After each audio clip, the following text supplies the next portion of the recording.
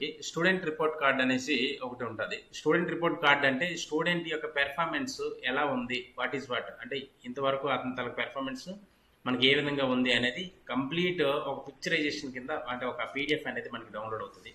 ఓవరాల్గా మనం చూసుకున్నట్లయితే ఇక్కడ చూడండి, స్టూడెంట్ పిక్చరైజేషన్ మీన్స్ ఫస్ట్ నుంచి మనం తీసుకున్నట్లయితే ఇక్కడ వచ్చేటప్పటికి 17th రెండు ఎగ్జామ్స్ తీసుకున్నారు. ఒకటోది మ్యాథమెటిక్స్, అదే 17th ఆగస్ట్ వచ్చేటప్పటికి మ్యాథమెటిక్స్ ఒకటి తీసుకున్నారు. At the same time general knowledge ఒకటి తీసుకున్నారు.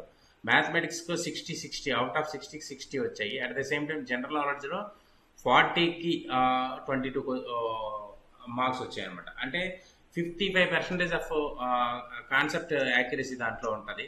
ఇది ఏదైతే జనరల్ నాలెడ్జ్ ఆ సబ్జెక్ట్ ఉందో 100% యాక్యురసీ అనేది ఇక్కడ ఈ మ్యాథమెటిక్స్ ఆ సబ్జెక్ట్ రెస్పెక్టివ్ సిలబస్కి ఉంటుంది అనమాట. సో నెక్స్ట్ వచ్చేటప్పటికి ర్యాంకింగ్ తీసుకున్నట్లయితే చూడండి, ఈ స్టూడెంట్ ఎప్పుడు ఫస్ట్ ర్యాంకింగ్లోనే అలా కంటిన్యూ అవుతుంటారు అనమాట. సో ఓవరాల్గా మనం తీసుకున్నట్లయితే ఒక స్టూడెంట్ యొక్క పెర్సంటేజ్ అంటే వాడి తాలూకా పెర్ఫార్మెన్స్ని బట్టి వాడి పెర్సంటేజ్ ఎంత ఉంది, ఏంటి, వాట్ ఈస్ వాట్ అనేది మనం ఈజీగా ఎస్టిమేట్ చేయొచ్చు అనమాట. మీరు కావాలంటే కంప్లీట్గా చూడొచ్చు, పిక్చరైజేషన్ 100% ప్రాపర్గా ఉంటుంది అనమాట. ఇప్పుడు ఫర్ ఎగ్జాంపుల్ ఈ చాప్టర్ తీసుకున్నట్లయితే అవుట్ ఆఫ్ 60కి 12 మార్క్స్ వచ్చాయి. అంటే 20%. అంటే వాడు ఫోకస్ పెట్టాల్సిన చాప్టర్ ఇది. అంటే మినిమం 50% వాడికి 50% కానీ మార్క్స్ కానీ స్కోర్ అంటే పర్సంటేజ్ కానీ రీచ్ అయ్యాడంటే ఒక సమ్ పార్ట్ ఆఫ్ ఐడియా అనేది ఖచ్చితంగా అతనికి ఉంది. 70% రీచ్ అయ్యాడంటే ఓకే, అతను బాగానే చేయగలుగుతున్నాడు. ఇంకా 100% రీచ్ అయితే దట్ ఈస్ ఎక్సలెంట్ అనమాట. అంటే చాప్టర్లో ఏ క్వశ్చన్ ఇచ్చినా చేయగలడు. సో ఆ విధంగా ఇప్పుడు ఏదైతే స్టూడెంట్ తాలూకా పెర్ఫార్మెన్స్ మనం ఎందులో ఇంక్రీజ్ చేయాలి, ఏ చాప్టర్లో ఇంక్రీజ్ చేయాలి, ఎందులో మనం డౌన్ చేయాలంటే ఇలాంటి 20% ఉంటుంది చూడండి. 20% ఇది ఈవినింగ్ జనరల్ టెస్ట్ అలాంటి సిలబస్లో మనం ఇంక్రీజ్ చేయాల్సిన అవసరం ఉంటుంది అనమాట. సో ఇక్కడ చూడండి 5% ఒక మార్నింగ్ ఒక టెస్ట్లో 5% స్కోర్ చేశారు.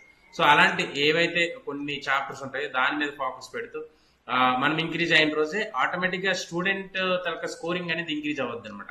స్టూడెంట్ స్కోరింగ్ ఇంక్రీజ్ అవ్వడానికి ఒకటే మార్గం, మనం ఎక్కడ వీక్ ఉన్నాం, ఎక్కడ వెనకబడి ఉన్నాం, ఎక్కడ మనం బ్యాక్ అయ్యి ఉన్నాం, దాన్ని మనం ఎస్టిమేట్ చేయగలగాలి. ఆ ఎస్టిమేట్ చేయడం అనేది ఇక్కడ మాత్రమే జరుగుతుంది.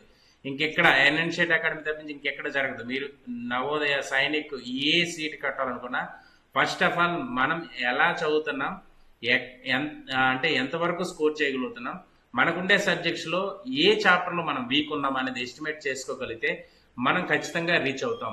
ఊరికినే మనం ఏదో